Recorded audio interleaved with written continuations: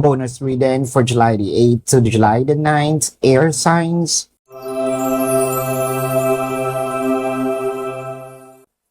Your cards are the World card, the Nine of Swords, and the Four of Cups.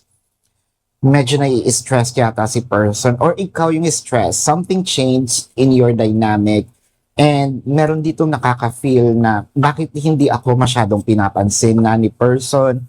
Parang nandito naman ako, lagi naman akong available or lagi naman ako nagpapakita pero parang dinadaan-daanan lang ako, no? The changes in the dynamic got someone a little crazy. Medyo parang pinag-iisipan niya ngayon, paano ko mababawi, no? Or paano ko maibabalik yung dati naming dynamic with the temperance and the judgment. So it felt like meron dito mga attempts to put the connection into parang ibalik. Hindi naman ito another level, pero parang ibalik, no?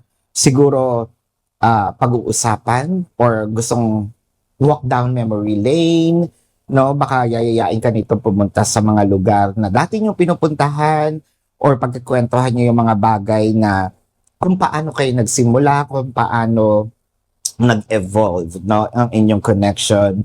So parang sasabihin, look at us now. No, ang layo na ng narating natin, ngayon pa ba tayo mag-iinarte at itatapon after all those years, no? So this is your bonus reading for July the 8th to July the 9th. My name is Daphne, but spirit calls me bye bye love.